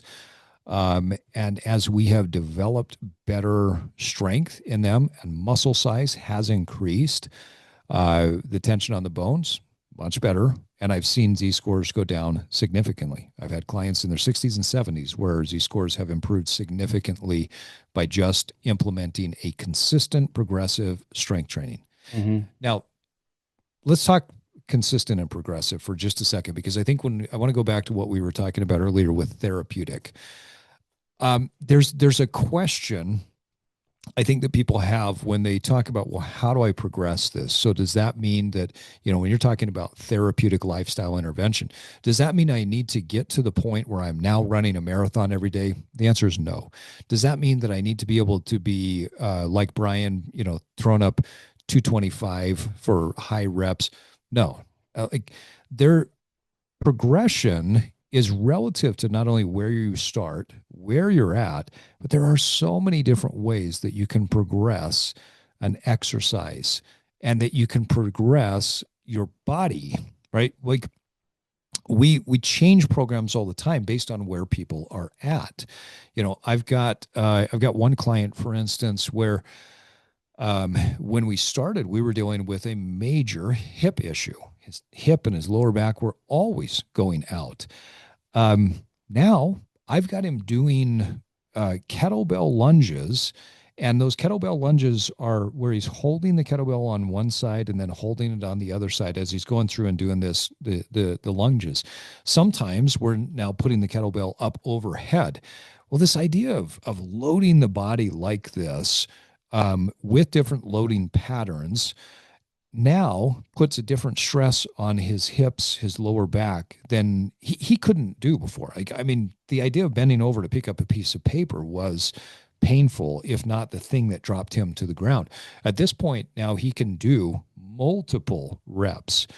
And we're not going crazy heavy with this weight, but he has the complexity factor Mm-hmm. that has now become the progression. So we've gone from I can't do simple movements without pain to now I can do very complex movements with no pain, right? That's progression.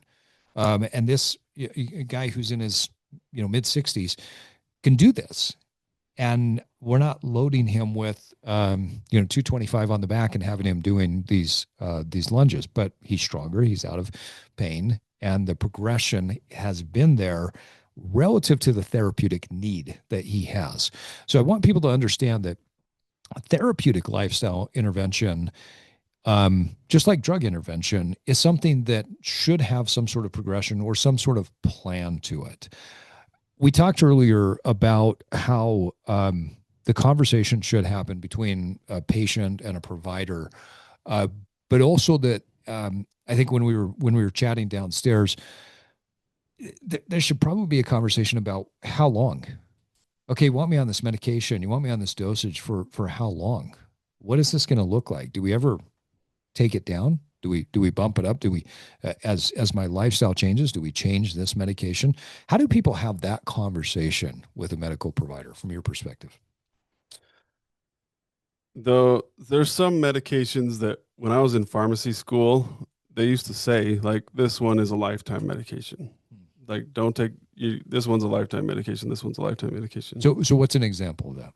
Uh Atorvastatin, Lipitor, Okay.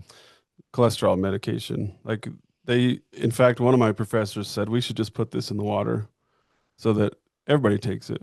There are like anti-inflammatory effects, there are a lot of things, but with that there's also uh myopathy, muscle pain, there's headaches, there's a whole bunch of other stuff. And so um and that's beside the point. But yeah, I mean when somebody says, "Okay, I went to the doctor I had high cholesterol. He prescribed me this atorvastatin.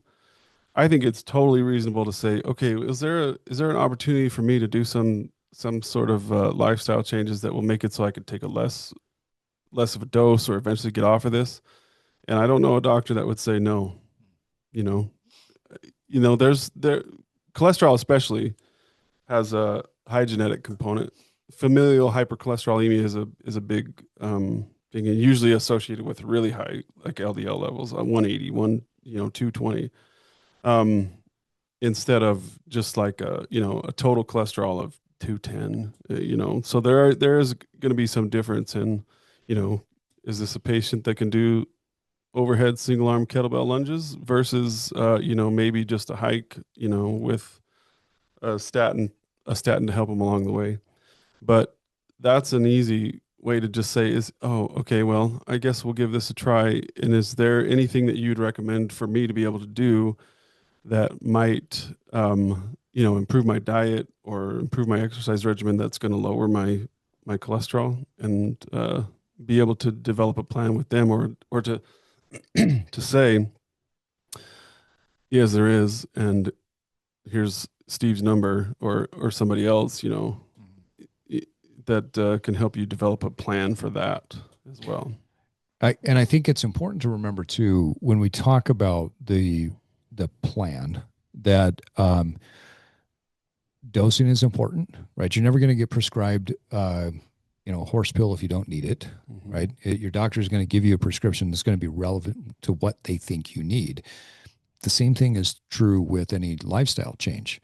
If you are starting a strength training program right now, there's probably 4 or 5 different movements that would be beneficial for you to do. And then once you get really good at those 4 or 5 movements, great. Let's change the load. Let's change the rep range. Let's change the time under tension or the tempo. Let's change the complexity of the exercise. Like there's so many different ways that we can adjust that, but it should start very small. Mm-hmm. If you wake up tomorrow and you think to yourself, I have to eat perfect, I have to exercise regularly, I have to, spend 2 hours in the gym, I have to do all of these different things, that's okay because you were taught a certain way of thinking, but it's not the effective way. As a coach, I'm constantly looking for what's the most streamlined way we can do something. Now, if somebody says to me, "Hey, Steve, I've got hour and a half to train every day. I want you to give me the ideal of what you want me to eat." I'll give that to them. And then what I look for is compliance and breaking points. So compliance is, are you at least 70% compliant with the total plan? If you're at least 70% there, we're probably on track because there's anywhere between a 10 to 30% variance based on what your lifestyle factors are going to play into it. But then the other thing I look at is, so if compliance and then where do you break? Well, if you're like one of my clients where at the end of the day, like he's super on plan with his nutrition until about 8 o'clock at night. Well, why? And Are you talking about me? no, is that your time? So That's the time just, when the Oreos start talking. yeah, Eight the double o'clock. stuffs. Yeah. I used to take the double stuffs and turn them into quadruple Quad stuff. stuffs. Yeah, Yeah. that's the best. Um, so we talked about, okay, well, why? What's the breaking point? What's happening there? What's going on in your mind? What's going on in your lifestyle? What are the behavioral factors? What are the cues that you're walking into at that time of the day? Um, is your early eating during the day supportive of you not falling apart at night?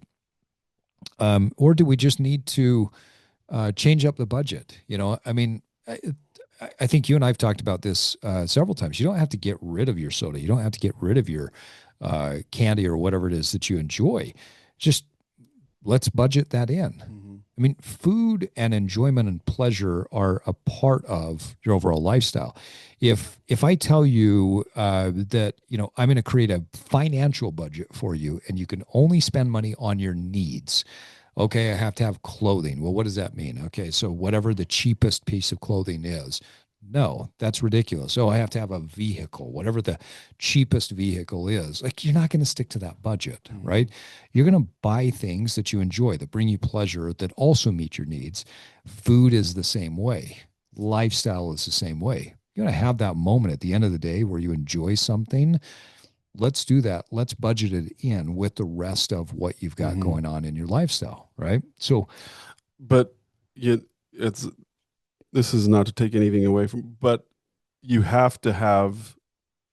Well, this is just reinforcing your point. You have to have the budget. Like it's got to be there. you Yeah. can't, you can't. I can't remember where I was going with that. Like if you're planning on having this time at the begin or at the end of the day, um, taking it several times during the day breaks breaks the whole budget. I don't know. Yeah. I mean, if you're eating, you say, hey, I want to relax at the end of the day and drink a soda because that's your time. Great. Don't turn that relaxed time into 3 times a day, right? If you're budgeting that because you want that feeling of I'm kicking my feet up and I'm relaxing, you also want the taste or the flavor because you like the Dr. Pepper. Um, Great. Let's not let that bleed into every other part of your day. Because then that could be the thing that, the one dosage of Dr. Pepper in the evening is probably not going to hurt you as bad as the 3 doses of Dr. Pepper throughout the day. And the 3 might easily turn into 4 or 5. Now we're overloaded on sugar, calories have Mm-hmm. gone too high, right? So I think it's important that patients have that conversation of what's the start and the stop time, but also what's relevant for me right now. One of the things, Brian, as we start to wrap up here, that I want to make sure we touch on is you had mentioned, hey, I want to talk to the listeners about like how you and I got connected with this and why this is such obviously this is a prevalent thing in your life and your profession, but really what's changed within you over the last 6 months to a year?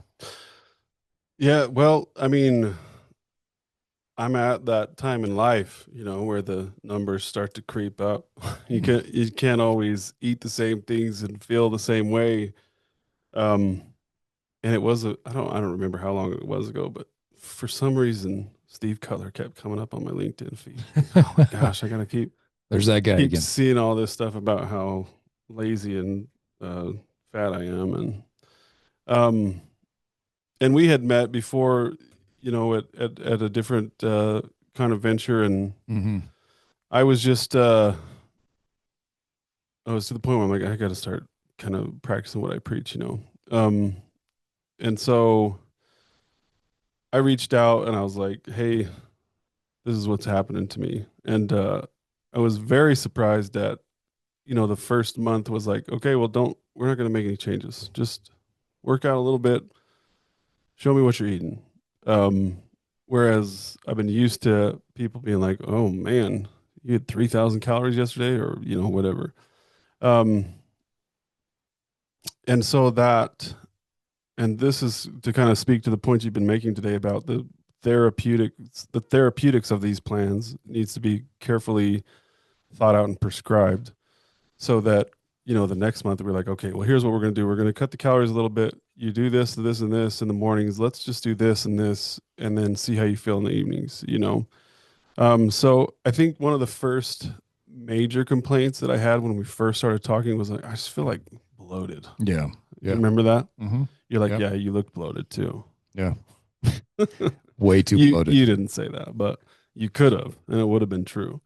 And I was like, oh yeah, I just feel like, I mean, especially after eating something like, oh man, we just went to Olive Garden. I had steak and shrimp carbonara or chicken and shrimp carbonara, and I just feel like I can feel it right here. And so in the past 6 months, I can't say that I've felt that at all. Like even with the holidays coming and going, and waxing and waning diets and uh, exercises during that time, I don't remember what that really even feels like.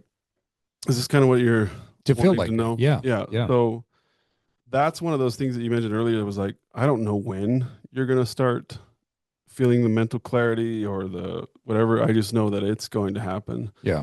And it's something that I mentioned to you long ago. It was like, yeah, I don't feel that anymore. And it hasn't really popped up since. And that was one of the reasons, like, I just feel like, oh dude, I can't even move right now to being like, okay, I don't feel like that after meal, whatever it is, Yeah, just malaise. like almost I don't know if food coma is the right word for it, but you Yeah. feel like, oh, I just don't.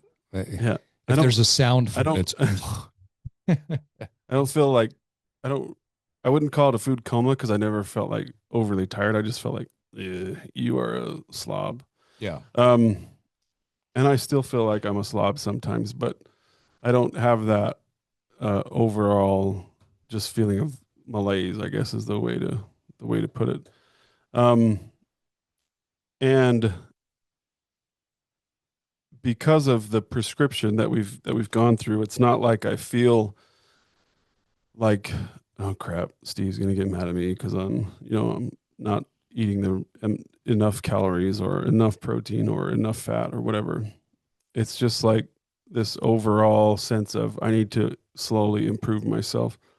Um, Hopefully this is what you're going for yeah. with this. No, no, no. So that I think that your story, I think, has been it's been cool for me to watch because um, with your background, you understand so much of how drugs interact with the body. You also see what the system looks like from being on the inside of that system, stepping back and saying, well, wait a minute, why do we do what we do? And as you mentioned before, I mean, for you, the first few weeks were observational. And the reason they were observational is because you were, when it took you through the nutrition archetyping, you came back as a connection convenience archetype, which means that you relate to food psychologically, socially, and emotionally as a way to connect with other people. But then convenience is a major factor as well. And sometimes is connection. that the laziest archetype? You can be No, it's honest. actually the most. There's a dichotomy in there where connection convenient archetypes they tend to have this war inside of themselves because connection is I want to sit down, I want to have conversation, I want to enjoy time with people, whereas convenience is got to get it done. Just Mm. give me the food, stick it in me, go, right? And if it's simple, it's easy, I'm ready to go. So convenience archetypes tend to be at war with themselves more often than anybody else because of those two divergent paths that you're going on. And so, one of the things that we looked at was, okay, well, what are you eating when you're on the road? What does that look like? When you're with other people, what are you eating? And so we took an observational stance to say, when you're with family, when you're with friends, what does that look like? When you're working during a normal work day, what does that look like? When you're traveling, what does that look like? And I think we came up with like really three different standard operating procedures or SOPs for you. Mhm. One when you're traveling for pleasure, one when you're traveling with work, which then kind of bifurcates into, okay, I'm just traveling locally, or I'm traveling to the East Coast. That's the where the bifurcation happens. So it's if it's a longer travel, and then one that's just kind of your normal day to day. It's your family time. It's whatnot, and those different strategies that we have in there, they're not just a caloric macronutrient strategy. It's a strategy that works with your life and it fits. And so then it feels like um, number one, I think it's less restrictive, right? Yeah, Number two, it's not some guy telling you, you're an idiot because you ate more than the prescribed calories. not to my face. Yeah, right. I write it to you. But it fits because it's you. And I think that's one of the things that if I could get anything across to any person when it comes to nutrition, it's that yes, calories, macronutrients, micronutrients, fiber, all of these things matter, but they're secondary to understanding your psychology, your social structure, and your emotional structure as it relates to food. I don't think there's anybody in the scientific community that would disagree with me that the psychology, your behavioral change, that's the number one thing, right? But we say that and then we kind of skip over it. Mhm. You didn't skip over it. You leaned into this. You did the journaling exercises. You made the notes here and there. We had the conversations to say, okay, why did you eat this? Like, I don't know. It was there. Okay, cool. Well, Why is that a habit? And then we would dig back into why that was a habit, and we would then decide whether we want to keep that habit or whether we want to get rid of it. So I'm curious, now that you've lost some body fat, you're making great progress in your strength, posture is looking better, your digestive health is better, bloating, inflammation, all of those things. You've made these, uh, when you look at it, really significant life improvements. How has this educated your approach with your patients, with your clients? Well, I think it's helped when it comes to when I talk to them about potential for therapeutic lifestyle change to be able to say, listen, you don't have to do this all at once. Like we're in this for the long haul with you, assuming you're not on hospice or 95 or whatever. Yeah. Um, maybe that means, like I said a little while ago, instead of every time you feel thirsty to drink Dr. Pepper, drink water, whatever. So I think it's help. It's also when you're the client hearing this sort of stuff, it's like this person uh, is seeing me as an individual, not just as we got to get this visit in today Yeah. type of thing. Yeah. Um, and to kind of go back to the medication side of things, the medications are, there's combinations of medications, but the medication itself is it's this, Mm-hmm. you know, when you're talking about how flexible and how many archetypes there are with a diet, with a medication, it's no, take this in Yeah. the morning. Yeah. Just Um, one thing. so the flexibility of therapeutic lifestyle changes, the efficacy is the biggest point that we could make. I mean, I don't know how to get this point across, but every metric comes down. Why do we not focus on this? It's that one thing that's like with every chronic disease state, if it's mental, if it's physical, if it's anything, these therapeutic lifestyle changes work regardless. So why are we not focusing on this? I'm not anti medication, even though it probably Right. sounds like it as we go throughout this and hopefully more episodes to come. I'm just anti medication first. I want to make sure we're exhausting the most efficacious pathways first and the cheapest, and the most beneficial to you mentally and physically. And to be able to just pass that off, to be able to check some box in an electronic health record to say that you did this is bonkers to me. Yeah. I'm with you. I think that the lifestyle is the foundation. Medication, therapeutics are that therapeutic. Just like as we talked earlier, we won't get too deep into this today. I think it'd be a fun episode to dig into is supplements. For some reason, people flip the pyramid upside down and say, well, supplements are the base, right? I need to take these every day. Never miss my supplements. No, it's supplementary to an overall lifestyle, to an overall eating plan. And it's to supplement something that might not be there until we can get you to the point where you no longer need that thing. Mm. So, yeah, foundational lifestyle, nutritional interventions, I think, are critical. I think having the conversation, if I take anything away from this conversation that we've had today, it's patients need to have that conversation with their providers to discuss what the plan is, what are the start stops, what is the actual prescription, and maybe a doctor, fair enough, doesn't know what it would take for that individual to lose 20 pounds. That's great. Refer out, right? I think that's the most ethical thing to do. I don't give medical advice to my clients when they come to me and say, hey, what do you think about this? I say that's out of my scope of practice. I don't know. Well, get into your doctor and have that conversation. And so I think the refer out conversation needs to be there. If we reach a point where we need to include lifestyle intervention, great. Get to a dietitian, get to a nutritionist, get to a exercise specialist, give some generalized direction, but then get them there for that So I think if anybody, if our listeners take anything away, it's that they have the conversation.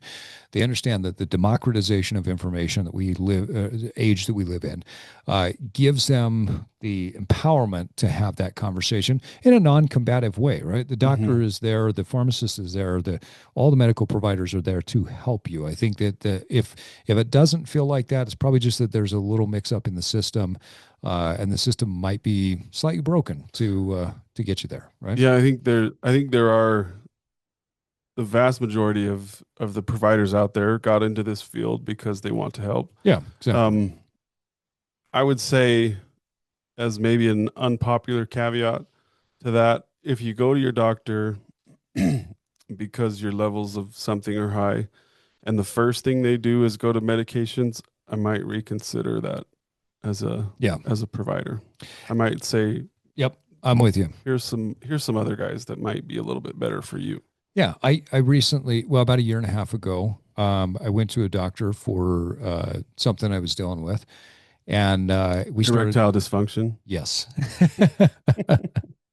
You weren't supposed to Just tell. kidding. I no, but I went in. I sat down with the doctor, and I brought up a couple of questions, and she started talking to me about stuff, and I said, "Well, but no, that's actually not true." Like that, started talking about nutrition and a couple of other things that just I pushed back a little bit. I said, with respect, that's like that doesn't make any sense. That's not like we know that that's not true. Um, we didn't see eye to eye on it, and so I ended up not going with her as my physician. I went with another doctor, because we were on different pages. That's okay, right? Mm. It doesn't mean she's a bad doctor. It just means that I think maybe there was an overstep in the nutritional conversation, and I thought, okay, well, if you're going to overstep, over-index really hard on this area, um, I it makes me question where you might be overstepping in Well, the and future, right? with sometimes we call it TLC. I feel like I've said therapeutic lifestyle change too much. So at risk of confusing people about 90s R&B, the TLC, Oh, um, that's a throwback. yeah, so that we don't go, I don't know how far I can go without getting copyright infringed, but we don't want to chase any No waterfalls. chasing waterfalls. But it's not like you and I are trying to sell snake oil here. Right, This is well documented stuff, first steps to many chronic disease guidelines. And right. so if someone disagrees with you and saying, "Well, I'd like to try cleaning up my diet and my exercise routine first," and they're unwilling to do that, it's not like we're coming out of left field with this. This is pretty standard stuff. And so Yeah, very well if a documented. doctor's not willing to discuss it with you, then that's not the doctor for you, Yeah. in my opinion. And I think it's important to remember too, that this what we're talking about is not new. It's been around for a really long time, as we discussed before the podcast. One of the landmark studies that I read, probably about 30 years ago, that came out in a paper that proved the efficacy of exercise as a very proven treatment to depression. Does it get rid of it? No. Does it lower it significantly? Yes. In many patients, does it completely eradicate it if that person then takes on exercise and dietary changes for the rest of your life? Yes. But yet that research gets buried Yeah. because you can't sell that, Yeah. right? You can't sell consistent exercise. If I teach you how to exercise, I get you to do this on a consistent, regular basis. I can't package that in a pill and give it to you. And so that research has a tendency to get buried. So if something intuitively doesn't quite feel right, have that conversation with the doctor. But again, the great thing with the democratization Check it of out. information, Hmm. look it up, check it out. Yep. Very, very readily available. If there's anything that's the most um, non-proven thing that we do now for chronic disease, it's antidepressants. Yeah. Uh, the placebo effect is huge. The efficacy rates are almost too much to be even relied on. And if you ask um, someone who's being honest, like which one do you start with for a certain person, they say, I try this one first just because Yeah. I know the dosing. And Yep. if it Yep. doesn't work, what do we do next? Well, we got to wait a while and then we try a different one. Yeah. And it's usually because which one's on the $4 list at Walmart Mhm. versus which ones I've got samples for. Yeah. Yeah. So anyway, that was a sidetrack, but Well, great conversation today, Brian. And more to come. One of the things that we had discussed prior to this episode is setting up a few episodes where we can talk a little bit more about evolved medicine. I think it's very important topics, especially for our listeners. They're at that stage of life typically where these conversations are starting to happen. If they haven't already, maybe they're already on certain medications and they want to get off of it. And so in the future, we have planned some conversations to go deeper into certain disease states, maybe a little bit more into some of these lifestyle interventions look like. And then we're also starting to have conversations with other providers to come on and have the conversations with us. So much more to come as Brian and I continue to talk about what it means to live in an evolved medicine state. Brian, anything else to add as we wrap up here? no, I don't know the audience very well, but if there's commenters out there, I would love to hear, specifics of what people would be interested in hearing about, because there's so much to talk about. Yeah, I love that. So a couple of ways that you can do that. If you're listening to us in your favorite podcast app on Apple or Spotify, do me a favor, leave a comment for us there, or you can go to becomeanevolvedman.com. That's becomeanevolvedman.com. You can find us there. Send us an email. Let us know what you would be interested in, what topics are there. Or the other easy way to do it is go to Steve Cutler with an underscore on any social media platforms. You can find me on LinkedIn, Instagram, X. My name is the same on all of those. Send an email there or a message. We would love to hear from you so that we can dive deeper into the topics that are relevant to you. Brian, again, thanks for coming on. What a great conversation, not only right now, but before. And I'm excited to dive into more of these topics in the future with you. So thanks for making the trip to come in studio, and appreciate your time today. No problem. Had a great time. Hope it goes well. Yeah, thank you. Thanks. Thanks for joining me for this episode of The Evolved Man. If you're learning from and gaining value from this podcast, please subscribe to the Evolved Man newsletter, where I can support you even more in your evolution. I want to help you reverse engineer your success. The Evolved Man newsletter is like getting a free coaching session with me every week to keep you moving forward on your path to personal success. Go to theevolvedmanpodcast.com to sign up today. If you found value in this episode, you can give us up to a 5-star rating on Apple and Spotify and share it with your network. That's the best way to support the podcast so we can continue to get on great guests and provide you this amazing free content. Until next time, keep evolving.